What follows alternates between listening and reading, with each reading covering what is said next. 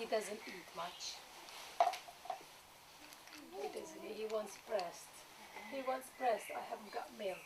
I just expressed my milk from both my breasts, so I give him in a bottle. In the early weeks I had express, but it's such hard work. I can't believe you're expressing all the time. Yeah, but that's more hard work than it's worth for me, I think. So, but in the early weeks I did express, and I went to visit my parents and they looked after him, and I went shopping for the day, and it was brilliant, absolutely brilliant. But because up until then I was just wearing black, saggy black clothes, and then I suddenly, got a few coloured things and felt more human. So I've tried expressing, but I feel like a cow. I just feel like the milk machine, and this is, my partner's sitting there watching, and I think, God, this is so unfeminine, so unsexy, and it just makes me think I am a cow, But this way, I just feel like there's so much more to it.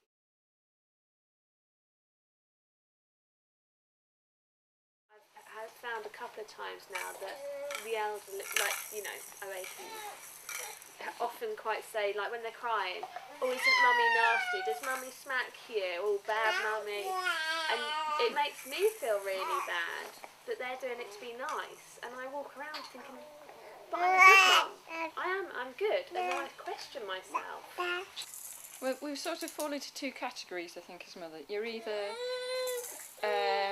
young and wanton and just want a council house, so you're just going to reproduce and have kids everywhere and you're just socially irresponsible and white trash, or you're middle class and suffocating, and you're yummy mummy who just doesn't spoils their child, lets them have everything. Oh, and the third one, of course, then who just has it as an accessory and goes back to work straight away, which shouldn't. There's no sort of like any vague middle ground of just just enjoying it and valuing it. Because as I said last week, I was working when I was in labour. I had to work, the day he was born, and there's no other way around it. But I do really sort of look at these women and really envy them and think. So my doctor said to me, when you're watching daytime television, you're like, oh yeah, when does that happen? Yeah. And I'm very conscious of the fact that you can't recapture anything, and every second he's doing something different, and I think I don't want to miss anything. Yeah. I feel so guilty though, because I do watch daytime television and I sleep in the morning, I don't get up till really late, and I feel like I should be doing something much more than I am doing.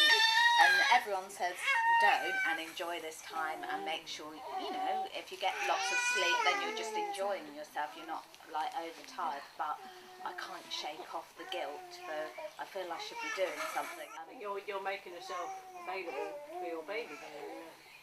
You're conserving your energy for what's necessary. Yeah, and I know, I could say that to myself, but I still just feel guilty for, having too many lie-ins. Sometimes I force myself to get out of bed early, but then I've got nothing to do all day. So sometimes the days can be really long.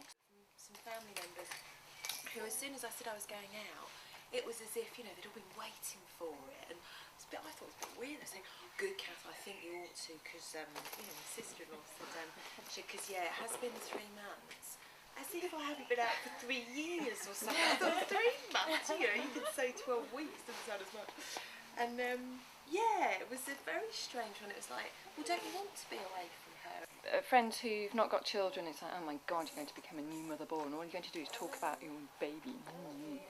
And if you actually had a really interesting job, something that was absolutely fascinating, that you'd always wanted to do, was really, really challenging, your friends would let you talk about that all the time, and they'd welcome that, which is effectively what a baby is. But because it's a baby, it's like that, oh yeah, she's talking about your baby again, oh God. Not actually putting a different perspective in it at all. There's parts of you that I think get wakened up when you become a mum that were dormant before. Possibly. I don't know, maybe not for everyone.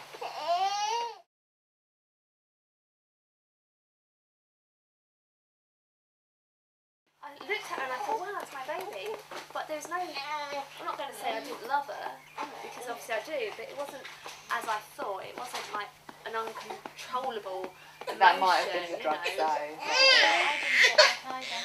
When they first, I mean, my labour was pretty simple. It was 7 hours from start to finish, and I just remember it just came really quick. I wasn't expecting it. I was expecting the 24 hours at home on a beanbag, rocking.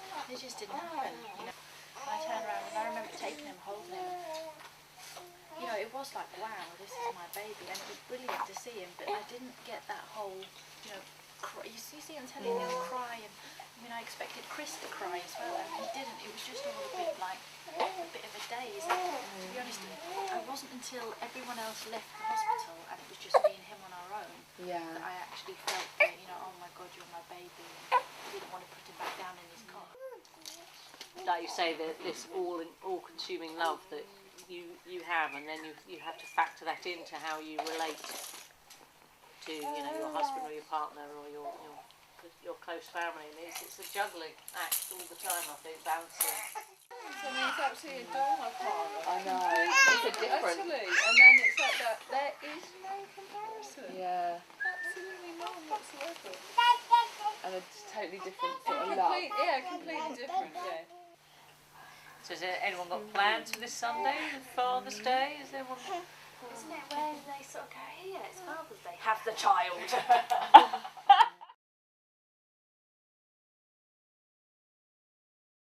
I think I've become stronger since becoming a mum, because I think before I was very much like, I for some reason I got it in my head that if, say for example, I said no, it's like, well, if I say no to that person, then that person might be hurt, then I'll be hurt because that person's hurt, and it's just on and on and on. And now it's just like, sod it, why should I? I've got more important things to do. It was really sunny Monday and Tuesday, and I had a great time. I went to a barbecue, I had hymns in the garden, was feeling like a real yummy mummy. And then he slept from 7 till 6 in the morning, I couldn't believe it. And then it all went pear-shaped. So, last couple of nights he's been up so much through the night. It's like being a newborn again. Definitely the sleep, not the lack of sleep does make you Irritable. yeah. I mean, being a mother is not easy, is it? You really have to put yourself out sometimes, and sieving everything and mashing everything and just cooking and all those things take time. It is amazing how it takes, like when you've got a little one, you can't do, like half an hour. He slept half an hour this morning, and I managed to clean the bathroom, that was it.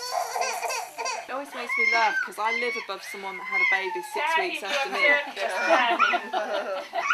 And we both try and get a shower at the same time. And when you're in the shower, you're pulling faces and you're doing everything to keep them occupied. And I can hear her downstairs and she's going, Mummy's trying to get a shower. And I'm doing the same, and it's very funny.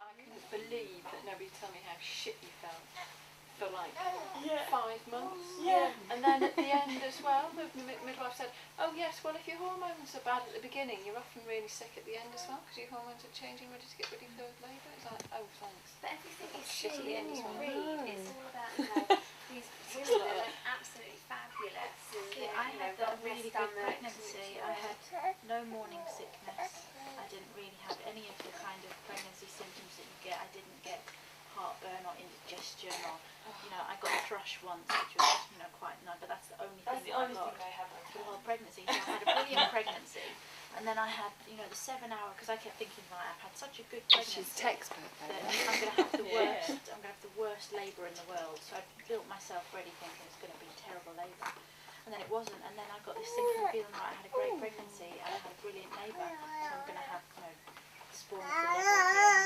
just scream continuously. And then I didn't, and it's just been a really good baby. See, I was fortunate enough that I hadn't had any drugs before I went in, so that's probably why I really clearly remember it all. But I just remembered thinking, after he came out, saying, like to the midwife, can Stuart see the baby come out? I just wanted somebody to see the baby come out. Did he? No, he said, I don't want to. And I said, I understand. Afterwards I thought, oh God, that I shouldn't have even expected him to want. You were told it was Yeah. a boy. And It's not 100% though, yeah. And it was a little, not little, it was a big shock. Yeah. Had you gone out and brought everything as well for a boy? Yeah, everything.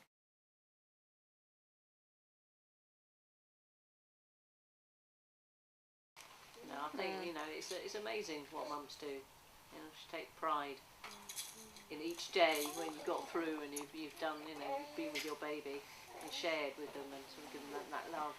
And when you're having a difficult day, you just sort of step back and you look at their little faces and you realise how magical it all is. And when they are just asleep in their cot and you can see the peace on their face and how much they appreciate for the care what you give them, and it's really nice.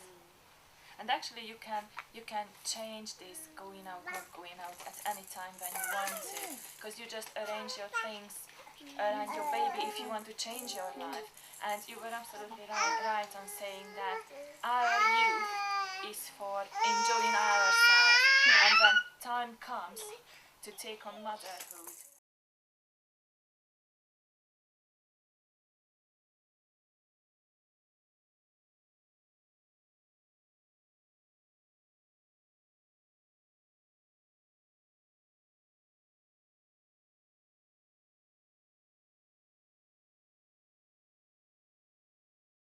The thing that somebody was saying earlier about, didn't plan to have it in bed with you. I mean, I didn't plan to have Freddie in our bed. I didn't really think about it. I just thought that was something that odd people did. I don't know. I really didn't even consider it because I just thought that you just put them in a cot.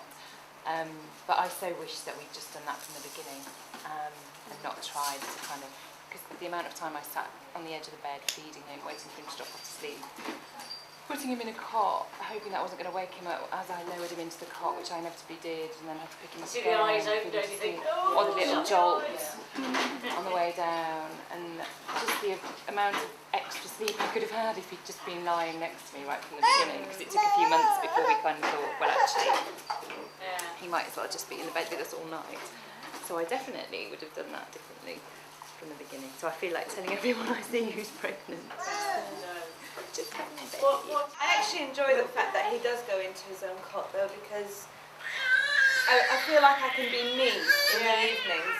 Some days it's like whatever you want to do is the right thing for you, and there's just so much pressure to kind of do it one way or another, or if you do it this way then you're that kind of person, do it the other way then you're another kind of person. You just got to take it all with a pinch of salt and just do whatever feels like at the time. And you were saying about doing it differently perhaps, but I think to a certain extent it's up to the child possibly, because I mean, he just happens to be a fantastic sleeper, but he gets into a mood quite quickly, and I just think their little personalities are almost already developed once they come out, or they're there.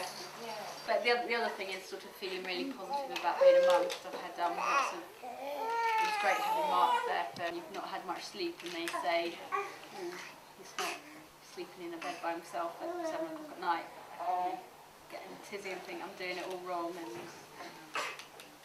not being a good mum. But at the moment it's all hunky-dory, and he's very engaging, very active, all over the place, and very cute, and lots of very sweet things, and he's just really, really happy, so I'm really happy. Been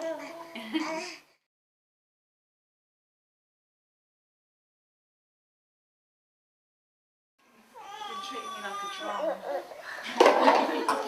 Do you feel she's bigger than you at the moment? You sort of, the way you're talking about it is like. Really, still, it's just been a really big week for her. And we've done a lot of things, and the teeth business, probably it has affected her, even though she hasn't really been crying or chewing on stuff like I thought she would. That's what I was waiting for that to happen. You get better at coping with things, because I remember going to visit my old work when he was a few weeks old, and and they said, how's it going? And I said, he wakes up every 2 hours, and it's like really, you know, dramatic sort of every 2 hours. And they all turned to each other and said, every 2 hours, oh my God, and they all, you know. And if you ask me now, I would say he wakes up every 2 hours. It's exactly the same, but I'm not falling to pieces, and I don't think it's weird, and I'm not, you know, it's just, it's weird how that's changed, and nothing's really changed, it's just my head, it's like, and I've got stronger at just dealing with, and I've got different ways of dealing with it by co-sleeping, etc. So.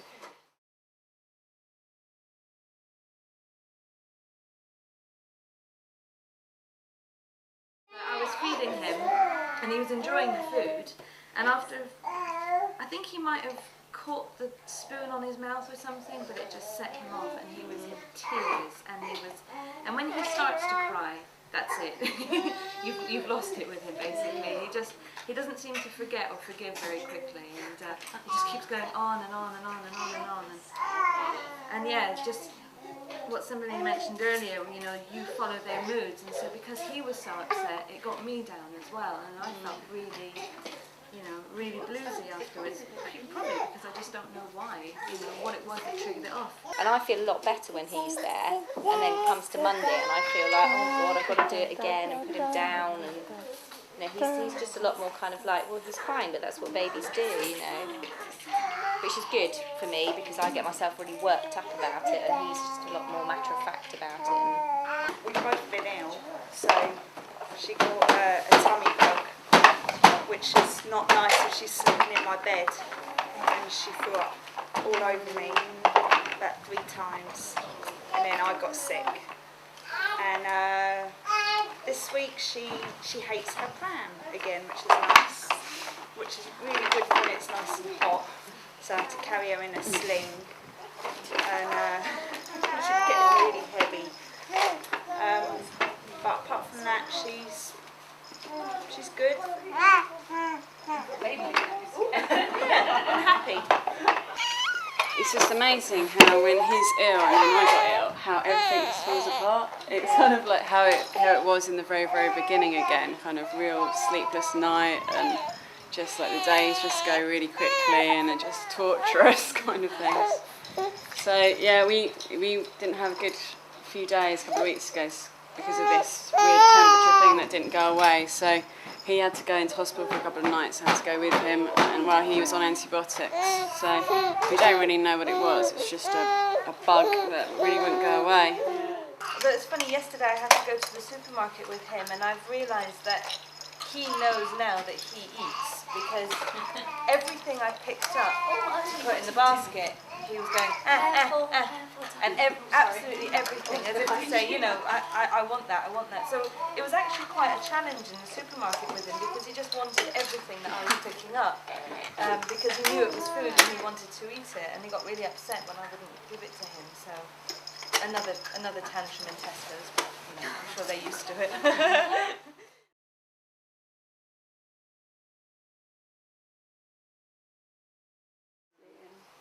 I had a friend here at the beginning, she was just doing everything, like her baby was like a few weeks old, and she was like going out to dinner, and he was coming, and she went to a wedding, and she was going swimming with him and everything, and I was like, oh, today I was going to go to the shop, and then I didn't, and I was going to do the washing up, and then I didn't, and I was just thinking like, oh, and I thought, you can't judge yourself on other people's terms, but you do feel like, oh my God, am I being really rubbish? I can't even like manage to like get off the settee, feeding all day long.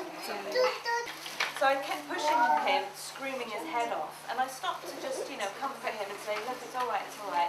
And this woman with a dog spotted him from, you know, just a bit further on up. And I just kept pushing him along, and he was screaming his head off, and she came up to me and she goes, oh my God, is he all right? Is he okay? And I said, yeah, he's absolutely fine. She goes, no, but babies have different screams, and he sounds really distressed, he sounds really distraught. I said, no, trust me, he's okay. And she was just questioning, like, whether I knew what my baby wanted or not. How extraordinary to think she knows your baby better than you do. Yeah, and do you think I'd really be tormenting my baby in the broad daylight? I mean, it's just, you know. I don't know, you think even other mothers are judging you for kind of not having your baby in a routine and, you know, not enforcing kind of set sleep times or whatever. So it's almost like when you meet somebody who's in the same situation as you, oh my God, you're not going to think become a bad mother or doing things wrong. I don't know. And in some ways, you know, parenting should be something that is shared within a society, because we do all have responsibility for everybody's children. That's what makes society a better place. But it usually is. It's criticisms. You should have a hat. Your baby's crying. You're doing this wrong. That's what it is. I saw these two older ladies sort of looking at me, and I just assumed that they were going to be judgmental, you know, which you don't normally get in Brighton.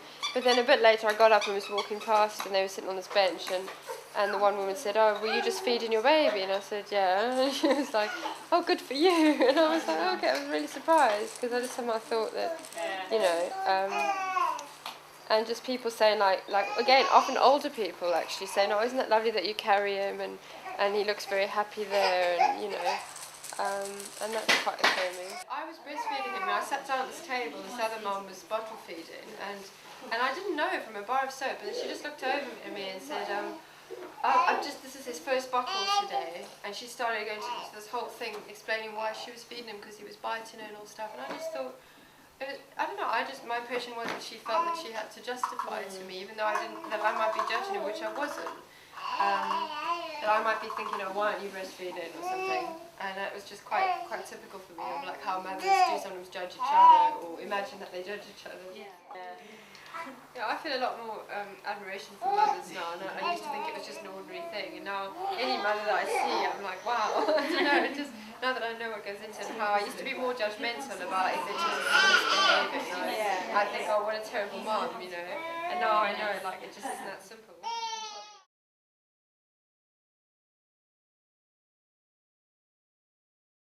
Planning it all, she's going in a cot, she's going to do this, and then she's going to nursery when she's 6 weeks old, because I've got things to do, even though I didn't really have to.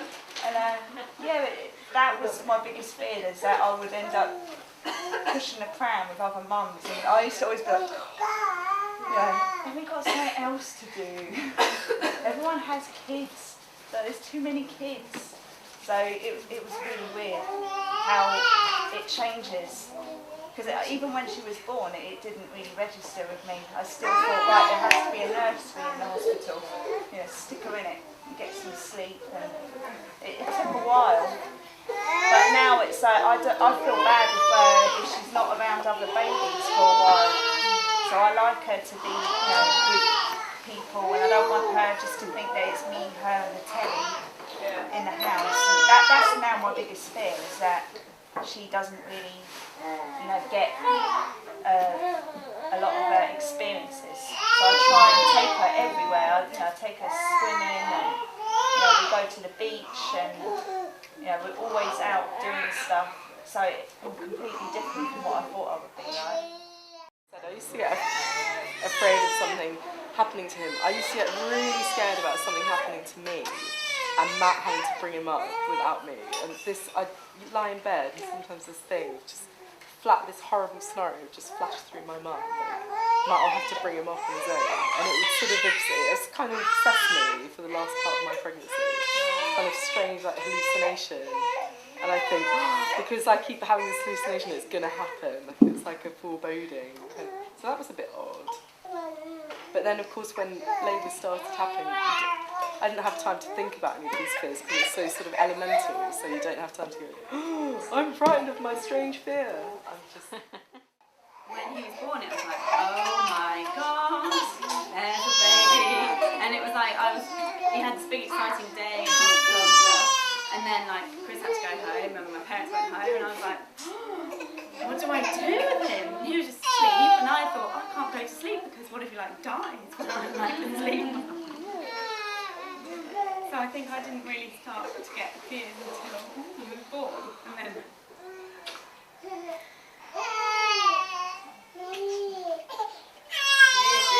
Huge thing. There's so many feelings that come.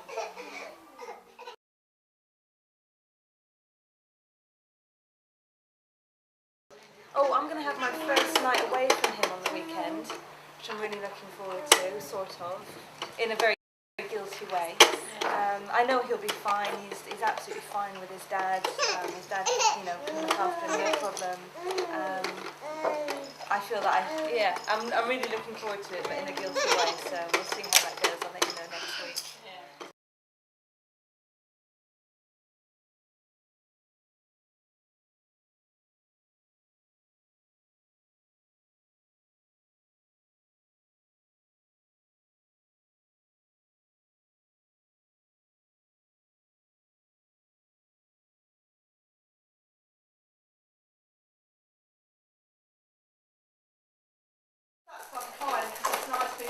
whatever. But after about a month, you suddenly think, no one's calling me anymore. No one's texting anymore.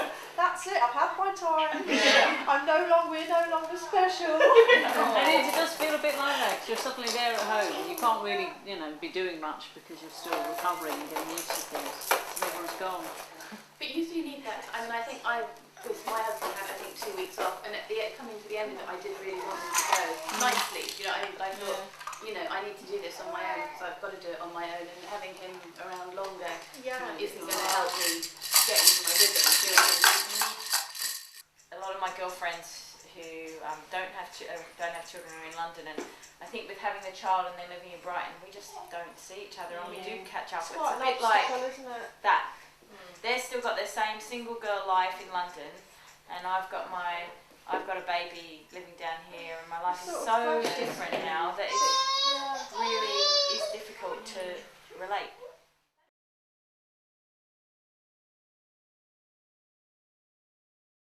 Talking about this impulse to kind of go into a corner and hide, and I actually had my back to the midwife and my husband the whole time, and I kind of had my head You're contemplating, aren't you? Yeah. What you're doing. Yeah, exactly. So I didn't look at them at all. Get into a bit of a trance. Yeah. For a lot of women, they're at home. Labour's probably going a lot faster than they go into hospital and it's slowed right down. It's the other way around. Is it? Isn't that weird? Right. Yeah, I had a 30-hour labour, and I think it was a gas and air. Maybe. I mean, not me, maybe, just generally you see that women do think, don't make a fuss and just get on with it all. I actually stayed in hospital for 3 days, even though I had a normal-ish delivery, which was unusual, but I felt my ligament had done something and I couldn't move very much, so I thought I'm best staying in, and I don't care if they think, are you alright to go home? Because knowing the thing, I just thought, no, I don't feel like I can move properly, which I didn't feel I could. I was like hobbling out to the toilet and I was like, I can't move much. Now I found think it's useful. My auntie came round and because I lost a pint of blood, and my auntie's a acupuncturist, and I said she's an acupuncturist and a Chinese medicine sort of doctor, if you like, and she made me this amazing salad of lentil stew and things, all called blood building, stuff, and just, and while I was eating it, that was so good, somebody was being nurturing to me. My mum, I suppose, was a really good role model and said she coped with 3 kids. I just think, God, it's not 1 and 3. But we lived in Iran at the time and we had a massive extended family, so they really mucked in, so it really made her life a lot easier. But otherwise, God knows how to cope with it. As soon as she goes to sleep, I have to do this. It's like course or work and on the computer and just juggling things. Do you find it hard too at that time of night to concentrate? Because I find doing a course as well. Sitting there at 9 o'clock at night after you've had a really busy day, trying to write an essay. I don't know how you do it. I don't know, it's just what I've done, because I was working full time before and I was doing shift work, and you just kind of fit it in wherever. And I don't mind. I do find I get quite distracted, and I can only work for sort of short bouts. I completely see where you're coming from though, because I feel like I've got that missing. I haven't got anything for myself at the moment. I'm not even going to the gym or anything like that. And I had so planned on doing something like that. I find it difficult to relax. I've got a lot of nervous energy sort of thing, but at the moment it's just focused on getting the house not looking like a total disaster, and by 8 or 9 o'clock I just want to slob out and watch rubbish television. I was sitting there today reading a textbook while I was sitting out in the garden. I could have just happily sat and watched Indigo the whole time. And I think, because I started this course before I got pregnant, and I think, am I missing something? She's only going to be this big for so long, and yet I'm trying to do 2 things and study a textbook and watch her, yet I'd love to be able to. She's only going to be that little for so long, so it's not such a bad thing, you can always do a course. It's just juggling again.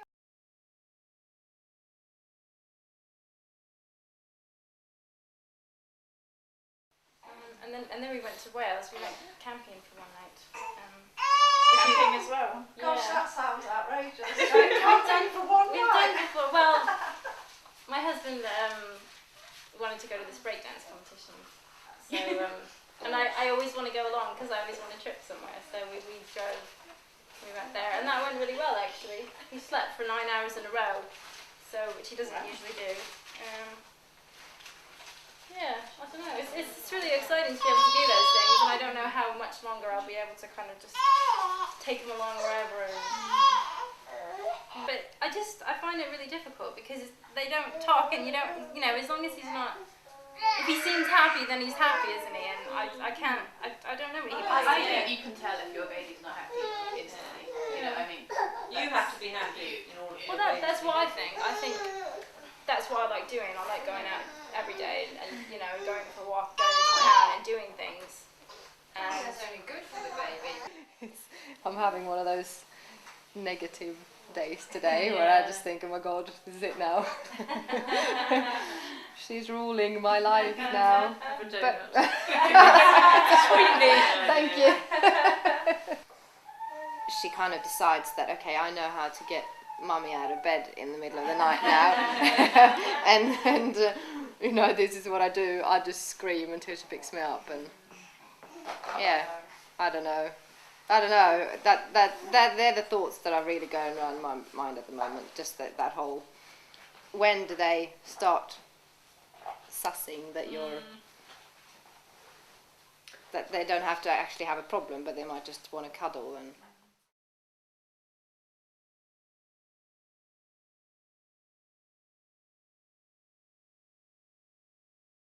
breastfeeding wasn't encouraged. Formula when I was a baby, formula was like a big thing.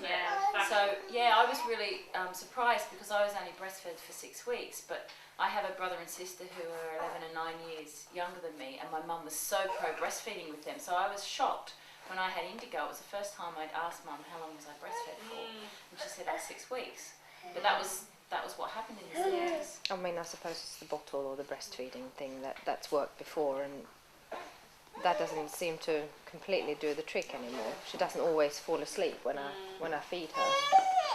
We have to rock Indigo to sleep. I put her in her cot and then she'll cry and I keep my hand on her.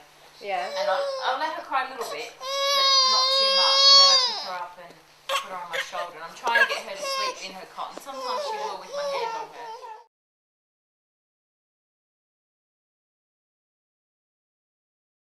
That you just feel that you've got to be around for a long time, especially as I'm an older mum. I'm 40 now, and I think I've got to be alive until at least 65, 70. And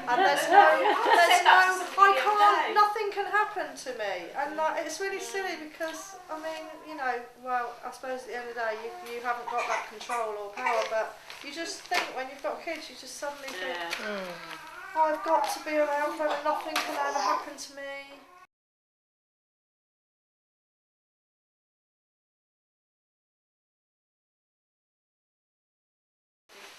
Well, it's a long waited for me in a way. Yeah, and me, yeah. With older mums, you know. Yeah. So I kind of, I hoped it would be a really good experience. Actually, like I said before, I feel really fulfilled. Actually, you know, I find the job of being a mother a fulfilling one. I don't feel undervalued or anything. But mind you, she's only 3 months old. So, you know, I could end up feeling, you know, undervalued and stuff later on. But no, I really enjoy it, and that's what I hoped for.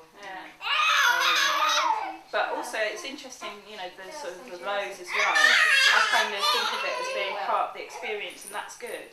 You know, it's not bad that there's the, you know, highs and lows. It's good.